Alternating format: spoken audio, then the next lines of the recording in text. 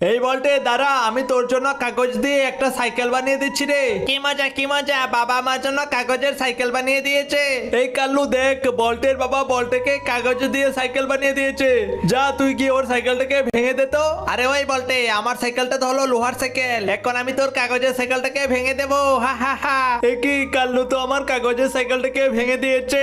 বলটে বাবা তুই আর কান্না করিস না, ওই কাল্লু বিড়ালদেরকে আমরা দেখে নেব।